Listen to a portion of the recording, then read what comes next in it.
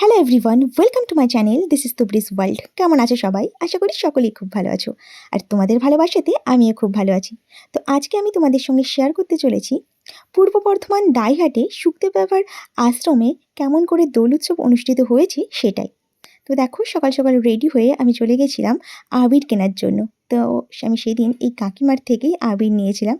তো দেখো, এখানে আমার আবির নেওয়া হয়ে গেছে।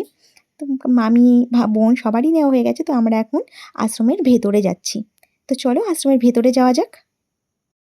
এই মন্দিরের সামনে যে খোলা মাঠটি থাকে, তো তোমাদের আগের ভিডিওতে বলেছিলাম যে এইখানে বেশ বড় একটা প্যান্ডেল হয় গান বাজনার জন্য, কিন্তু এবার কিন্তু এখানে কোনো প্যান্ডেল করা হয়নি, কারণ এই জায়গাটা পুরো ফাঁকাই রাখা হয়েছে।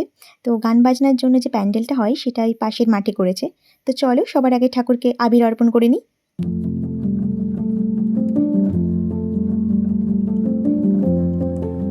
আমার এখানে আবির অর্পণ করা হয়ে গেছে। তো বাইরে বেরিয়ে এসে সবার প্রথমে মামিকে একটু আবির লাগিয়ে নিলাম। তারপরে দেখো, আমি আর বোন এখানে খুব মজা করে রং লাগিয়ে নিলাম দুজনাকে। আর এই যে আমাদের পাড়ার ছোট্ট ছোট্ট মিষ্টি মিষ্টি বোনেরা, তো এদের সঙ্গে দেখা করতে এসেছি। আর এই ভাইটার কাণ্ড দেখো, দুম করে গালে রং লাগিয়ে দিয়েছে, বড্ড পাজি। আর এই ফুলগুলোর কথা তোমাদের মনে আছে? একটা ভিডিওতে এই ফুলের নাম জিজ্ঞেস করেছিলাম, তো একটা দিদিভাই বলেছিল এটা নাকি বাসরলতা ফুল। আমার তো এই ফুলগুলো খুব ভাল লাগে। আর এইখানে আবির অর্পণ করার লাইন দেখো, ভাই রে ভাই, পুরো জগদীশতলা থেকে রাধা মাধবের মন্দির পর্যন্ত এত বড় লাইন পড়েছে। তো সকাল সকাল উঠে স্নান টান করে রেডি না হলে না এই আবির অর্পণ করতে প্রচুর টাইম লেগে যায়। তো আমি চেষ্টা করি সবসময়ের জন্য একটু তাড়াতাড়ি করে উঠে রেডি হয়ে আবির অর্পণ করার, কারণ আমাদের এই আশ্রমে একটা নির্দিষ্ট টাইম পর্যন্তই রং খেলা হয়, আর তারপরে কিন্তু আশ্রমের মধ্যে কোনো রং খেলা হয় না। তো দেখো, এইখানে আবির অর্পণ টর্পণ করে যখন মাঠে গিয়ে এই বোনটার সঙ্গে আমার দেখা হয়ে গেছে। ভারী মিষ্টি, জানো তো। আমি ওকে বললাম যে তোমার মাথার ফুলটা না খুব ভালো লাগছে। ও কথাটা শুনতে আমার মাথায় দিয়ে বলেছে, দিদি তুমি ছবি তোলো।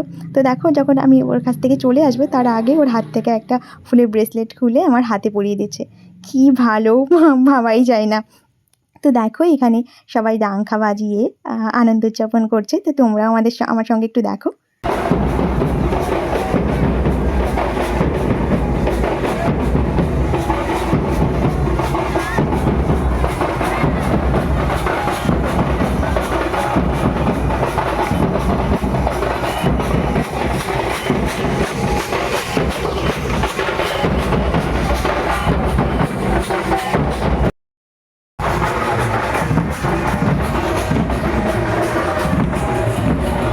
আর এইখানে দেখো, এই ছোট্ট ছোট্ট বাচ্চারা কি সুন্দর পারফর্ম করছে। এরা না প্রত্যেক বছর এইখানে এই দোলের সময় এসে এই সুন্দর পারফর্মগুলো করে। আমার তো দেখতে ভীষণ ভাল লাগে। আগে যখন এই মন্দিরটা তৈরি হয়নি, তখন ওই মন্দিরের উপর থেকে উঠে এদের পারফর্মগুলো দেখা যেত, কিন্তু এখন তো আর ভেতরে ঢোকা সম্ভব না। তো এই ফাঁক ফোকর দিয়ে যতটা সম্ভব হয়েছে ততটা দেখেছি। আর এই আশ্রমের মধ্যে যে ঘরগুলো আছে, এই ঘরের ব্যালকনি থেকে মন্দিরটা দেখতে ভীষণই ভাল লাগে। আর এইখানে দেখো, সব মেয়েরা কি সুন্দর ডাংখার তালে তালে ডান্স করছে। তো চলো বন্ধুরা, তাহলে এদের একটু ডান্স দেখে নেওয়া যাক।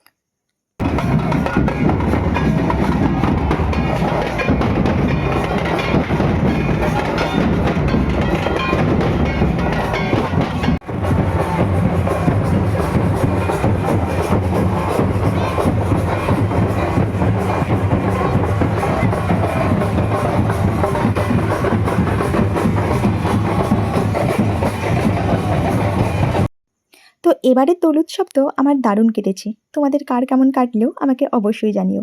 আর ঠাকুর যদি চাই সামনের বার আবার আশ্রমে যাব। তো দেখাবে তোমাদের সঙ্গে নেক্সট কোনো ভিডিওতে। টাটা, ভালো থেকো সবাই।